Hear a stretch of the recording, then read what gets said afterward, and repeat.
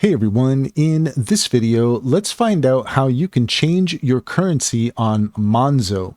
In order to do so, here we are in Cider AI, and according to Cider, changing currency on Monzo is typically necessary when you want to manage your transactions in different currencies, especially while traveling or making purchases abroad. Here's how to do it. Launch the Monzo app on your mobile device and log into your account. Tap the Home tab at the bottom of the screen to access your account overview. Find and select your account, typically labeled as Manage or Account Settings. Look for an option labeled Currency or Card that allows you to manage your card settings and currencies. If you're using a Monzo account for travel or international expenses, you may see options related to foreign currencies here. Tap on the option to set your currency. You'll have the option to select from various currencies supported by Monzo. Choose the desired currency for your transactions. If you're traveling, Monzo may automatically detect the country you're in and suggest that currency, although you can adjust it manually.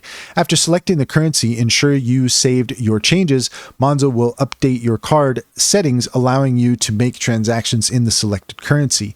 If you use your card abroad, Monzo automatically converts your transactions to your home currency using the current exchange rates without extra fees, unless you set a specific currency for the transaction.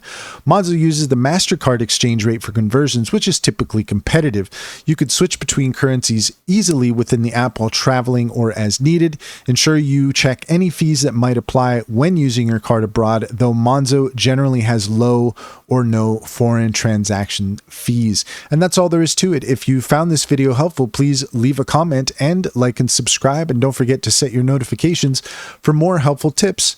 Also, if you're interested in taking advantage of Cider AI, take a look at the link in the description. There you will find a link to our link tree, and there you'll find our top AI tool recommendations, including Cider AI. Click on the link to get started, and you'd be helping us out as well, and we would greatly appreciate it.